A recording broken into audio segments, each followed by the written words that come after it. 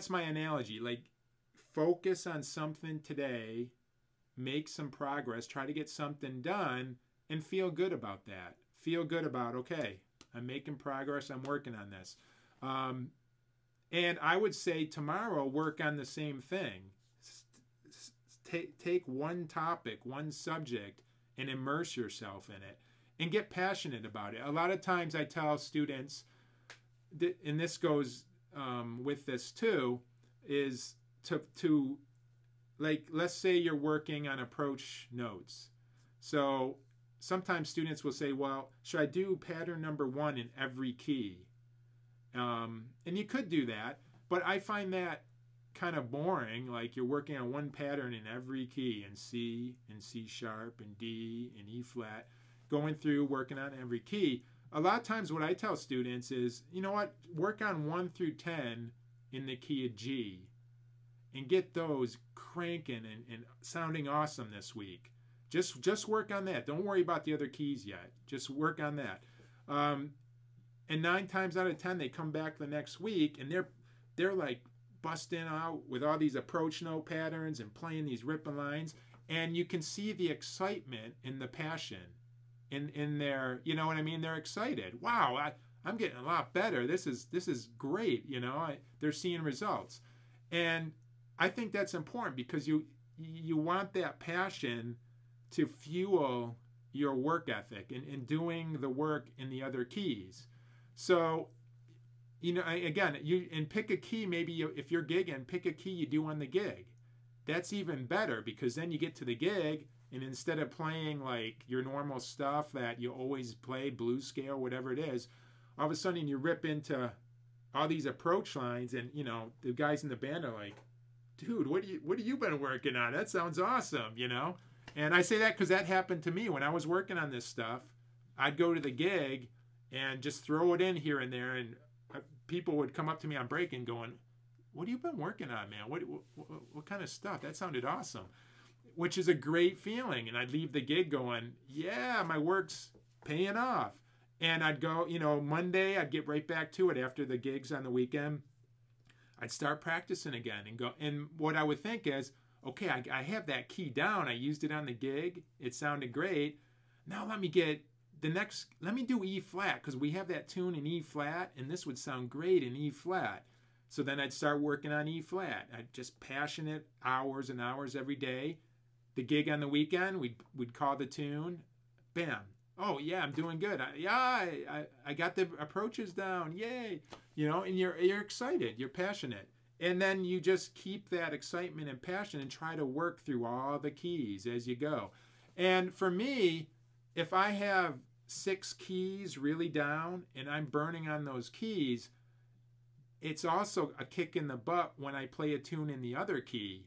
You know, if a tune's called an F sharp, and all of a sudden I'm like, oh my gosh, I don't, you know, I don't have this down at all, and you're kind of disgusted by yourself and kind of like, but I think that's a good feeling too, because then you're like, all right, I got to get to work on F sharp.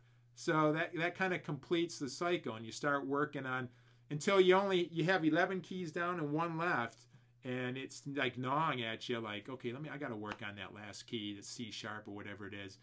So you see what I'm saying? And I find that the most effective for me. And again, what I said in the beginning is everybody is different. So, you know, a lot of things I teach work great for me, and so someone else might need a different set of a different path or a different way. And sometimes I have to think, okay, they're not like me.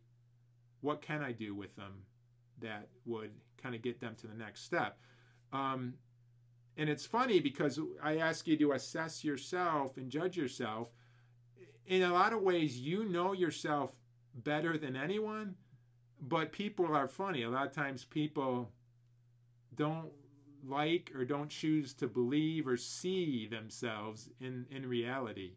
You know, they don't want to look at themselves and say, yeah, I gotta work on my major scales, you know. They want to think, oh, I'm really good and I'm going to work on these Brecker licks, and get these really down. So you got to be honest with yourself. You got to be real with yourself, and you got to kind of push aside maybe those walls you've put up to make progress. Okay, so it's hard to do.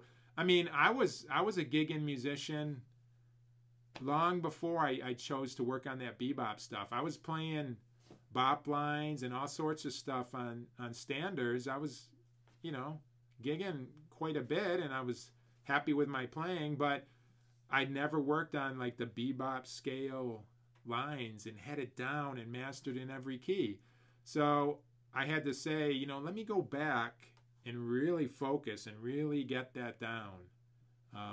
You know, same with approach notes. I had a lot of those approaches down, but I'm like, yeah, let me just really get it down and master it and just focus on it and get it in every key. So this isn't so much an issue anymore. Like, I would do, you know, gigs or recordings or whatever, and you know, I get to a certain key and I'd be just like, oh, I only have a couple things I can play on this key, and it sounds lame, and other keys were like awesome. So I had to make that decision. Let me go back and really get this down in those other keys and work on that. So it takes some humility. The good thing is you can do it on your own. It's not like you have to admit to someone else like, yeah, I got to go back and work on my major scales. To someone in the band, you can just sit at home and go, yeah, I got to work on my major scales, you know, and admit it to yourself. And I just use that as an example. For you, it could be dominant seventh chords. It could be, again, the list is a long list of things you got to know in music. But I hope this talk helps.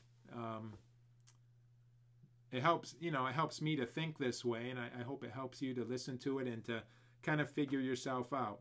And again, if you're totally stuck, send me an email, and it's steve@neffmusic.com, and you know, we can. I prefer to do Skype lessons just because it's an interpersonal communication. Emails are hard to answer, so it's a little bit, you know, you got to pay some money to get an in-person lesson, but I think it's worth it, and it's easier for me to give you advice and help. But if you can do it on your own, then it's really cheap. So, all right, I'll talk to you later. Thanks for listening, and have fun practicing. Bye.